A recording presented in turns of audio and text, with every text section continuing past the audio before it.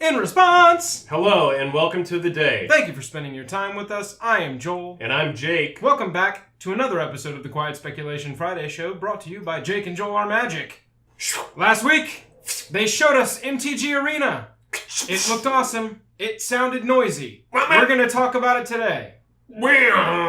After that, we're going to get into Iconic Masters. What cards are going to tank? What cards are good? What cards are good? What cards are going to tank? We're going to cover all of that. Yes, all of that and more on this week's episode of the Quiet Speculation Friday Show. I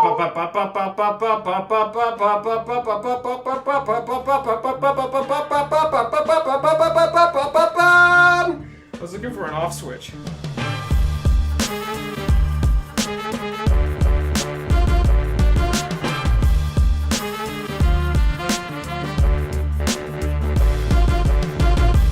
As we untap, upkeep, and draw.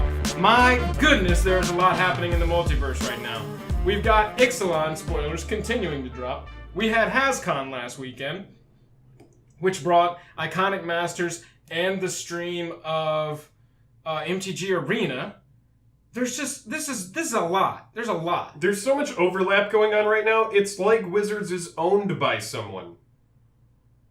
Like Hasbro?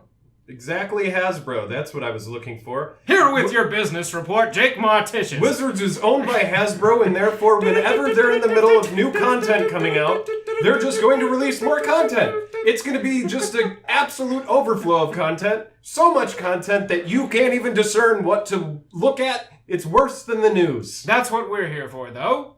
As we move into our main phase one, everyone now has gotten a good look at what Magic Arena is going to be. Yeah, it looks pretty cool. It looks like they're trying to streamline it. They're trying to get something kind of like Hearthstone going out there. And that was really the only complaint I saw online was, MTG Hearthstone, good game. Welcome to the... See, I don't think that's that... Is that like a complaint? Hearthstone is great. Yeah, Hearthstone has some, like any game, it has some problems. Sure. But it's still fantastic, and it's got a competitive scene that has a lot of money going into it. When I think about Hearthstone and I think about MTGO, I think about Twitch, and I look at who is watching what and who cares about what. Right. And it is pretty clear that when you get on Twitch, there are thousands upon thousands of people that are watching Hearthstone Arena. Right. Magic will top out at like 8,000 people watching, and that's when there's like a Grand Prix going on. They put a lot of sound effects into it. That was really my only complaint about the stream overall was...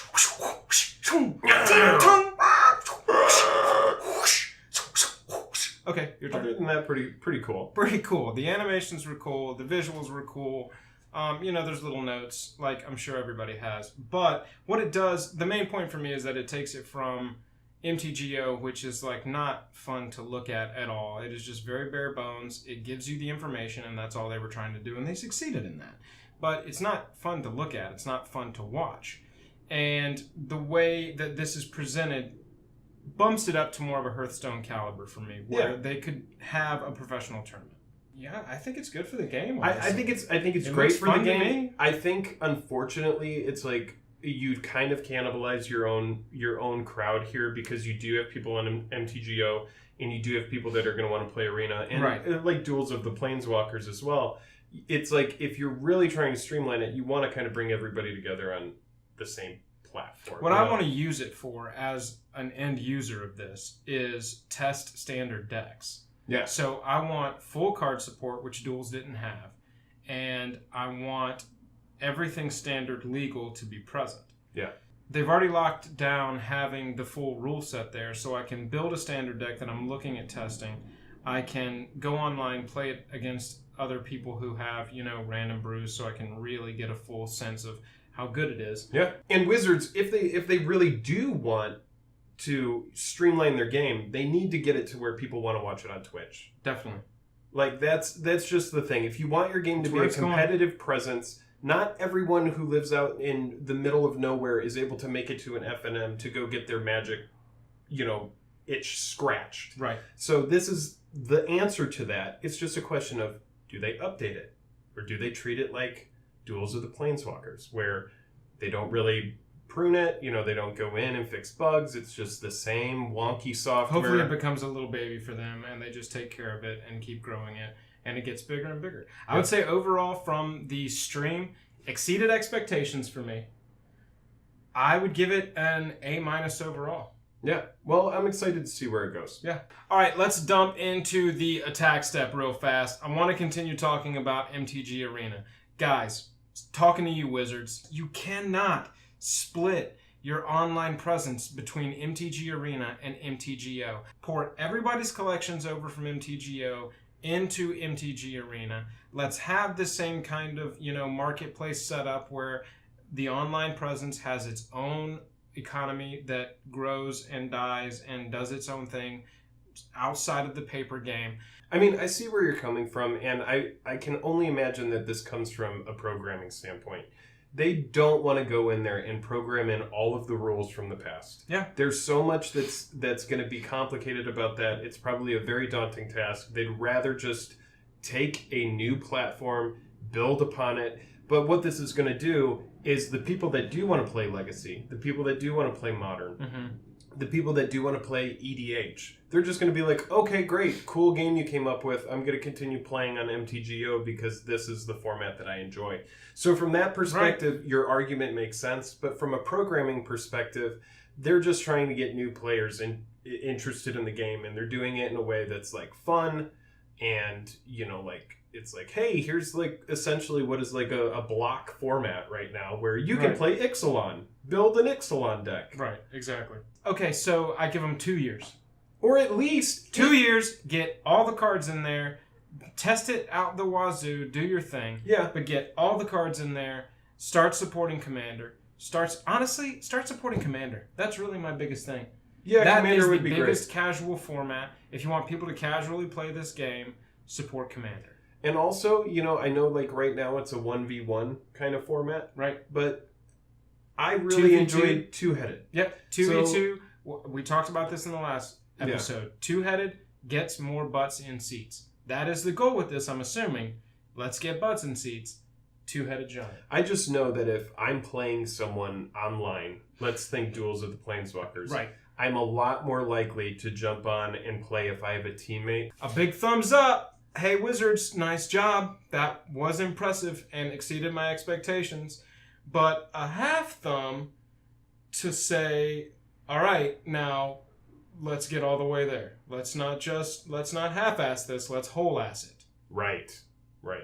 All right, guys, HasCon has happened, and the entire set of Iconic Masters has been spoiled. It is online. But here's the asterisk. It all got spoiled during the spoilers of another set. It's kind of weird. We got a set fully spoiled in the middle of a ongoing spoiler. What a great time to be alive. We're not gonna get into that. That's a whole different conversation. But what we are gonna get into, we've done a little bit of a breakdown of Iconic Masters. We got most expensive cards from the set. Yes. And cards that we think are going to absolutely tank. Cards that, beyond a shadow of a doubt, are just going to tank. Yeah. So, getting into the most expensive cards of Iconic Masters. Something notable right off the bat, only 5 of these cards have a current market value of $40 or more. Yeah. Only 5. If this set sees a second print run, like Eternal Masters saw, right, I would expect the boxes of this set to be right about where Eternal Masters boxes are now once the hype has died down. So about like $180. Yeah, like 180. So like something around there. I can tell you that this set is not as potent with value as Modern Masters 2017 was. Definitely not. Well, there's no fetch lands. There's no fetch lands. Yep. People want mana fixing, and fetch lands appeal to a larger format. Most of the value in Iconic Masters comes from the scarcity of the printings of the original cards. Right. You have Flusterstorm that was printed in Commander. You have Horizon Canopy and Grove of the Burn Willows that were printed in Future Sight. Grove got a reprint in one of the FTV sets. Yeah. Horizon Canopy got a reprint as an Expedition land. Yeah. So what's going on here, when you look at Mana Drain, which was an uncommon from Legends. Mana Drain! Mana Drain is amazing. That's the one, yes, man. And that's the one everybody's talking about. Yeah, and when you pull the foil Mana Drain, that's great, but it's man. Like, let's just talk about this. Mana Drain, $181. Yep. Then you have Flusterstorm, which is at like 82 market. Right. And Mana Drain, the prices for that are all over the place. If you want to go out and get an Italian Mana Drain, you can pay like $70 or $80 for it. I think you pronounce that one Mana Drain. Yeah, I just don't see a lot of lasting value here. Like, for example, our Praetors are representing 5 of the Mythic slots. This is almost as... Yeah. This is almost as bad as when all of the legendary dragons. It's underwhelming. It's going to be a super fun set to draft. I think that, Wizards, they don't care about secondary market value, but you know what? You're here right now and you do care about secondary market value. Yeah. We're just going to go ahead and give you the list of the most expensive cards based on estimated market price. Remember, these prices are fluctuating constantly, so if any of these are off, just know we're as close as we can possibly be here. Mana Drain. English. 181 ish, and that's for like a near mint card. Flusterstorm, $85. Horizon Canopy, $83. Ancestral Vision, $45. Aether Vial, $41. And those represent the top 5 cards with current prices. Yes. That are the best pulls that you can get. Yeah. Because after that, you hit Grove of the Burn Willows, Lorwyn Thoughtseize. The Lorwyn Art Thoughtseize. But I saw a discussion on Twitter today. That set symbol matters. It does. So that card is not going to hold as much value as the actual Lorwyn Thoughtseize. However good that art is, and I'm not knocking that art because that art was sweet. Right. Glimpse the Unthinkable, Magus of the Moon, Avacyn, Cryptic Command. You've got Elesh Norn. You've got Vorinclex. Yeah. Consecrated Sphinx, Archangel of Thune, Ariak Champion, Bloodghast. All of these cards, these are going to go down. Sure, of course these are going to go down. Most of these cards that you see around the 25 or less range, they're going to go way down. And then, once people get, their Ancestral Visions, their Horizon Canopies, like, I can imagine Ancestral Vision goes from 45 down to, $25. I could see it tanking down to 20, 25, and then kind of riding the ship and coming back up to 30, 35. Yeah. The second part of our little Iconic Masters set here today is a short list of cards that are currently $15 or less that we think are going to tank unbelievably when this set comes out. Here now is a little techno breakdown of those cards.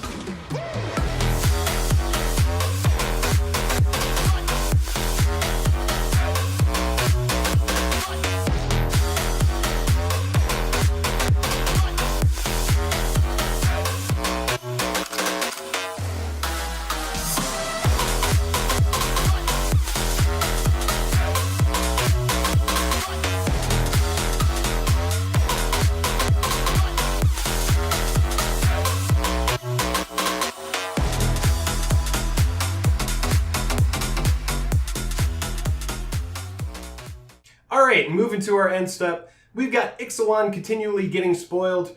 We've got the pre-release coming up on September 23rd. Pirates and vampires and dinosaurs all over the place. It's going to be amazing. We've got a new Gaia's Cradle variant that just came out, which is pretty sick. A couple of really cool flip lands that begin as artifacts, then become lands. It's kind of a cool set, but we're going to wait until we have it fully spoiled so we can kind of see where it's all going to shake out. One of my favorite things about it right now is that it's going to really shake up Standard. I really think it's going to. Oh, absolutely. So Standard is going to be all over the place after this set comes out. We have 4 sets that are about to leave for the first time in a long time. And so a bunch of decks are just going to get all shaken up. We're going to see what people come up with. Bye, Eldrazi. So just stay tuned for more episodes. I think that's it for us this week. Yeah, man. Until next time. Until next time, I'm tapped out. I'm tapped out. Catch you on the flip side. Let's get back to the dancing.